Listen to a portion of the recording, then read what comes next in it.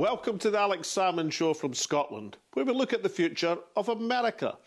Last year, anthropologist Professor Wade Davis caused a sensation in Rolling Stone magazine when he predicted the fall of America, seeing within the Trump presidency symptoms of a much deeper malaise. In today's show, I return to Wade Davis and ask him whether President Biden and Vice President Harris can stem the tide of history. But first, it is me now, with your tweets, your emails and your messages. Thank you very much indeed, Alex. Well, we've had a tremendous response to our show last week on vaccines, the virus and public health, with over 600,000 views on Facebook. Now, our show featured Professor Luke O'Neill and Professor Sir Harry Burns, and there were so many messages in response to the interviews, it was really hard to choose, but here are just a few. Neil Robertson says, "This is great. Very clear, useful and informative explanation of vaccine issues from Dublin, followed by the very reassuring Harry Burns." Neil goes on to say, "And interesting questions too from the interviewer." Felix says, "Great interview. Exactly the information we need just now. Luke O'Neill interview was great also." Mo says, "I would trust Harry Burns with my life. He's a man of great integrity. When you meet him, you recognise sincerity and truth." Mary Higgins makes a really important point when she said, "There's a need for masks at work, but accommodate deaf people who lip read." Then your messages moved on to vaccines and whether any are being disposed of at the end of working days. And Broti Boy says, "My daughter's boyfriend is a GP in Edinburgh and yesterday gave 4 unused doses to end-of-day patients." LW says, "This is exactly what's happening to unused doses where my husband works. Given to staff or patients, even have a list of people who might be able to come in at very short notice as appropriate at the end of the day, with the aim that no doses should go in the bin." Well, that's great news for us all. Now over to Alex, who's interviewing renowned anthropologist Wade Davis. Wade Davis, welcome back to the Alex Salmond Show. Thanks very much, Alex. I'm delighted to be here with you. Wade, can we revisit that article which caused such a sensation last year in the Rolling Stone, where you postulated within the Trump presidency the end of the American era? Now, Trump's gone, Biden's in, a new president. Have you revised your opinions? Well, yes and no, Alex. Part of that article was simply looking at COVID through the cultural lens and looking at the response of America to the crisis and what that response told us about the sort of the status of American democracy, if you will. And what I portrayed was a country of extreme individualism, suspicion of institutions, and basically a country that really failed miserably to the extent that it almost appeared to its citizenry as a failed state, as these rates of mortality and morbidity soared. So in that sense, I think the argument stands. On the other hand, I sort of presented in that article a kind of a sense that this COVID crisis was anomalous, that it was a particular fulcrum of history, that this really was sort of the moment where the hinge of history opened to the Asian century, in America, whether it knew it or not, was in a sort of process of decline. What I've come to realize in my subsequent research is that, in a way, this sort of dark side of America has persisted from the very inception of the country, to the extent that it's impossible truly to understand the events post-COVID, the events of last summer with Black Lives Matter, without understanding the fundamental disturbing truth that race is the story of America. And it's been that way from inception. But whilst the two polarised versions of America also illustrated in the Black Lives Matter protests on the one hand and the Trumpian protest march on Capitol Hill at the beginning of January, don't these two visions show the polarisation of the country? Well, absolutely. And I think that's the biggest concern. I mean, if we look at President Biden, it's really interesting, Alex, when the inaugural happened, and I was watching my wife, whose father, as I've mentioned, was almost U.S. president. She's a true American, if you will, grew up on the campaign trail in Illinois, and she was weeping with relief to hear Biden's inaugural address. And I found myself, I'm more prone to easy weeping than Winston Churchill was.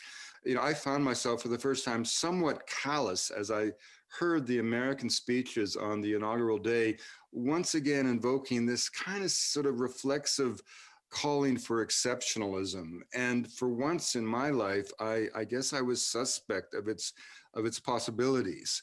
You know, Biden faces just extraordinary challenges. The economy, as you well know, has been utterly artificially propped up by these massive infusions of money from the government. We have no idea how the economy structurally is going to shake out, from everything from restaurants to movie theaters to the airline industry when this pandemic settles down. We have the unresolved issue of social media and the power of these internet corporations who have siloed our opinions, isolated our communities, and created the foundations to only accentuate the polarity, the schism between the two halves of the American reality. And here's the critical thing. You know, it's fascinating, Alex, when commentators reported on the events of January 6th, in typical fashion, they got overheated and they used words like, you know, overthrow, coup d'etat. I mean, if this was coup d'etat, this was a coup by selfie. It was a coup by iPhone. I mean, this was just, it reminded me more of a kind of a raucous crowd at a rock and roll concert, trying to, you know, with the Capitol Police, trying to placate the mob as they moved in a frenzy toward the stage. I mean, I don't mean to underestimate the agonies of that day, the 5 innocent people who were killed. But the most striking thing about that event, to my mind, wasn't the actual violation of the citadel of American democracy. It was 2 things. It was, first of all, that the Confederate flag flew in the halls of Congress for the first time in the history of the United States, something that Stonewall Jackson, Robert E. Lee, James Longstreet, and Jeb Stuart, in 4 brutal years of Civil War, were never able to manage. The second thing was the reaction of the government, including the Capitol Police, to that mob. Again, they seem to me to be more like security guards at a rock and roll concert, in some cases posing for selfies with the invaders of the Temple of Democracy. Imagine for a second, Alex, if that crowd had been those in favor of Black Lives Matter. Can you imagine if, you know, thousands of African Americans had stormed Congress, or Latinos, or whatever? I think they would have been shot down. So again, you saw on display this strange bifurcation of the American reality. That was a crowd that was about only one thing: white supremacy. And this is what we're seeing in the reaction. This is an America that is divided not just politically, it's divided urban, rural, and demographically. The bottom line is America is becoming no longer a white society. And those who are threatened by that are the ones who are reacting in this way. The one fantastic thing we have in Joe Biden at last is a good man, a decent man, a kind man, a wounded man, a man who can reach out to everybody. He is as honest as a day is long and as decent as the innocence of birth. But his challenge is enormous. And isn't succeeding President Trump both an advantage and a disadvantage for Joe Biden? On the one hand, President Biden can make the news merely by unsigning all the executive orders that President Trump put into place. On the other hand, that doesn't in itself tackle the underlying questions in American society that you've just spoken about.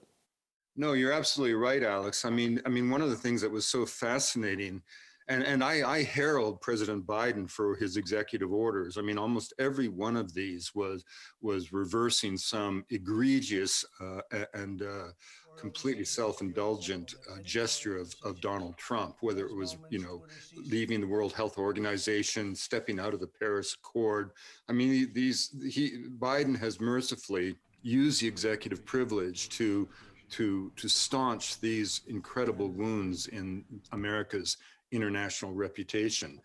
Even the Republican Party thought that the American people, even the 75 million who had voted for Donald Trump, would not tolerate Confederate flags in the Capitol, would not tolerate Capitol Police being beaten, would not tolerate the desecration of that institution, thugs and sitting in the chair of the Speaker in the House and so on. The threatened violence to members of Congress from both parties. And so that's why you suddenly saw people like McConnell having a turn of heart at the last moment and condemning or at least denying the legitimacy of that crowd, even though, don't forget, that on the actual night of that incident, only 10 Republicans turned against their vote. The vast majority continued to pursue this spurious suggestion that the election had been rigged, by all accounts, an utter fabrication. But the bottom line is the Republican Party, even on the day of the incident, still decided to vote on the spurious accusation of fraud in those elections. And what have we seen since that day? I think people like McConnell really thought that even the Trump or some percentage of the Trump cohort would turn on the president. But when that did not happen, what do we see? We see the Republican House and Senate backtracking as fast as they can. We see members of the Congress flying down to Florida, to Mar-a-Lago, to pay their respects and homage to the fallen president. You're seeing the Republican Party turn all of its lenses onto 2022 and the chance to reverse the razor lead that the Democrats have now in the Senate and in the Congress. And so you don't see any indication whatsoever that the Republican Party, as presently constituted, has any intention whatsoever of moderating its rhetoric, seeking consilience, or even reaching across the aisle in the slightest way. Join us after the break when Alex continues his discussion with Wade Davis. We'll see you then. Welcome back. Alex is in conversation with anthropologist Wade Davis on whether a Biden presidency can arrest an American decline. But moving on back to the question of the end of the American era, in your estimation, can President Biden, in your words, a good man, can he arrest the decline, or is he like a good emperor in ancient Rome? He can have a period of tranquility, but the empire will still decline and fall. Well, I think the most important thing is that Donald Trump be taken out of the equation. And I think the mistake the Democrats made, Alex, is calling for a second impeachment. What they should have done, and what some people were suggesting that they do, was invoke the 14th Amendment, which would have solved the problem. The 14th Amendment was brought in, Alex, in the immediate wake of the U.S. Civil War in order to prevent the leadership of the South from suddenly just slipping back into politics. After all, Jefferson Davis, who was the president of the Confederacy, had been a well-known and powerful senator from Mississippi before the Civil War. So the 14th Amendment was designed to keep that leadership from simply slipping back into the Congress. And it said explicitly that any American who is held proven to have promoted sedition in any way is not eligible to run for public office. Well, the cameras recorded Trump's gesture on that morning, that if that wasn't an invitation to the mob to storm the Congress, I don't know what it was. So I think the 14th Amendment, which critically does not require a 2/3 majority, but a simple majority to convict someone of violating that amendment, the Democrats could have invoked that and simply taken Trump out of the equation as a potential candidate in 2024. Now, I question whether or not Trump will run in 2024. There are no second acts in American politics, but on the other hand, or in American life, but on the other hand, Trump has defied all conventional thinking since he ran for office in 2015. There has also been a fledgling effort to begin a new party that will attract the conservative right and right of center that will no longer be a Republican Party. So the really interesting question is whether people on the right of the American political spectrum are prepared to see that cohort of which they're members divided in such a way that they will assure Democrats control of both the Congress and the presidency for the indefinite future. If the right wing splits dramatically like that, it's hard to imagine how the Democrats won't have a run that they haven't seen since Franklin Delano Roosevelt.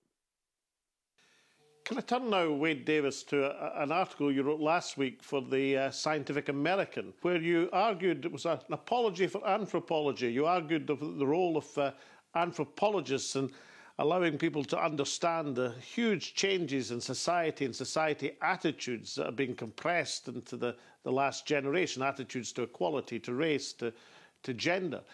But isn't the divisions that we've spoken about between the Trumpian supporters and the rest of America, isn't that a sign that not everybody is signed up to that transformation? Oh, you're absolutely correct. I mean, that, Alex, that is the crisis. I'm glad you brought up that article, because everything up until now has just been, my expertise. I'm an anthropologist, and I feel like I've been acting like a political pundit. And I think sometimes all the pundits do is read the newspapers and regurgitate it on TV shows like this. So, I look, what I was writing in the piece in Scientific American, it was just to sort of remind people of something. If Alex, if you think of the life of your great grandfather, or in your case or my case, our grandparents, look at what they believed about race, about the role of women, about the attitudes towards the environment. We today would not embrace or endorse one of their moral certitudes, which are as distant from our lives as the ideas of 19th century clergymen who believed that the earth was but 6,000 years old. We live in a whole different world. And so, but my point is that if you actually think it's normal for an Irish boy to have an Asian girlfriend, or a Jewish friend to find solace in the Buddhist Dharma, or if you think that a single mother can be a good mother, that two women or two men can be good parents as long as there's love in the house, if you believe all of these things, you are a child of anthropology. In other words, social movements don't just come out of nowhere. New ideas have to be their catalysts. And so it begs a question: how is it that the world in which we live would be as unrecognizable to our grandparents as their world and values are morally reprehensible from our perspective? Simply wrong. What is it, in other words, that allowed women in a generation or two to go from the kitchen to the boardroom, people of color from the woodshed to the White House, gay people from the closet to the altar? These movements were political movements, but there had to be something that challenged them. And what that challenge was the visionary insights of a small group of contrarians who gathered around a legendary figure in American history, Franz Boas, the father of American cultural anthropology, and a man who deserves to rank with Darwin, Einstein, and Freud as the four pillars of modern thought. And his insights, part of what he was saying is, manners don't make the man, men and women invent the manners. Race is a total fiction. And he wouldn't live to see his ideas or his intuitions about cultural relativism become both accepted and proven by hard science, but also become the zeitgeist of a whole new era. But the truth of the matter is, we all live in a social reality first forged in the dreams of these individuals. And for their beliefs in the 1920s and 30s, they were hounded by the FBI, denied academic tenure, ridiculed for what they believed. and punished for being the subversive that they truly were. And yet they gave us the modern world as we know it. Boas said there's no point to anthropology if it's not in the service of a greater tolerance and understanding. And the incredible thing is that their ideas, which were intuitions, have been confirmed by hard science. In my lifetime, geneticists, for example, Alex, have shown that the genetic endowment of humanity is a continuum. Race really is a fiction. We are all cut from the same genetic cloth. We're all descendants of the same common ancestors, including those who walked out of Africa 65,000 years ago, and then in 2,500 human generations, the span of 40,000 years, carried the human spirit to every corner of the habitable world. But here's the important idea. If we're cut from the same genetic cloth, which we are, then every society shares the same genius. And whether that genius is expressed through technological wizardry, the great achievement of the West, or, for example, unraveling the complex threads of memory inherent in a myth, is simply a matter of choice and cultural orientation. There is no hierarchy of culture. And finally, Professor Davis, isn't there a hopeful argument to be made about America? America was riven by slavery, but Abraham Lincoln won the Civil War. America was run at the end of the 19th century by industrial combines, but a succession of presidents pursued antitrust laws. America was fraught with isolationism in the 1930s, but Franklin D. Roosevelt took America and, along with might and Russian blood, saved the world from darkness. So isn't there a hopeful aspect within President Biden and Vice President Harris that combination may be exactly what America needs in this moment of crisis? Alex, you're absolutely right. I mean, you know, when I wrote that original Rolling Stone piece that brought us together, I didn't forecast the decline of America with any kind of glee. On the contrary, you know, if the world opens to the Asian century dominated by the current regime in Beijing, for example, with their treatment of ethnic minorities, their disregard for freedom of the press, freedom of expression, democracy itself, we will all be longing for the American century. And yes, it's true that America has always been the best of all things and the worst of all things. This is what makes it so charismatic. You know, this is why people like Oscar Wilde said it's the only country to go through birth to decadence without passing through civilization. He quipped like that because it was so crazy, this place called America. De Tocqueville said the same thing. He said, this is a place that's so obsessed with the individual that it becomes on the edge of a kind of a pathology. And yet at the same time, America has thrived. You know, it has been the land of Donald Trump, but it was the land of Lincoln. You know, if Lincoln called for charity for all, malice toward none, we unfortunately have had a president who called for malice towards all and charity for none. But we can reverse that. We can become the country of Walt Whitman and the Grateful Dead and Abraham Lincoln again. But we should always remember that in this ebb and flow of American zeal, you know, from the heights of victory in 1945, when the country really had, as you suggest, become the arsenal of democracy, you know, fueling not only Allied armies, but also the Russian assault on Hitler's fortress Europe. It also, within years of that and fighting the Cold War, indulged this rat of a man called Joseph McCarthy.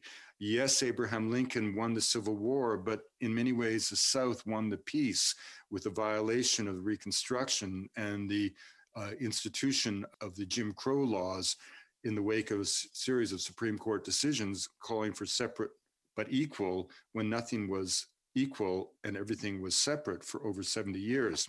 So one only hopes that as Lincoln famously invoked, that America would reach for the better angels of our nature. And he said that even as the South, led by South Carolina, seceded from the Union. And as he remarked on that cold day in Washington, speaking obviously without amplification to this vast crowd assembled before him, he had no idea that as he called for Americans to turn to the better angels of their nature, before they would have a chance to do that, they would endure a bloody civil war for over 4 years that would create rivers of carnage. in every corner of the American nation. Professor Davis, Wade Davis, thank you so much for joining me once again on the Alex Salmond Show. Many thanks, Alex. A week is a long time in politics, but anthropologist Wade Davis, he deals in centuries. There is little doubt that the unchallenged supremacy as the world's only superpower of America, which has been in being since 1990, that era is coming to an end. A return to rationality in the White House is welcome, but it's difficult to see how it can arrest that trend. And the underlying divisions in American society, thrown into sharp relief by the Trump presidency, are not going to go away anytime soon. But history teaches us there are different ways and rates of decline. The Western Roman Empire reached its zenith in the 2nd century, but it didn't fall for another 300 years. Similarly, America may be on the relative decline compared with Asia, but it will still remain a dominant social, cultural and economic influence for generations to come. And so for myself, Tasmina, and all at the show, it's goodbye for now, stay safe, and we'll see you again next week.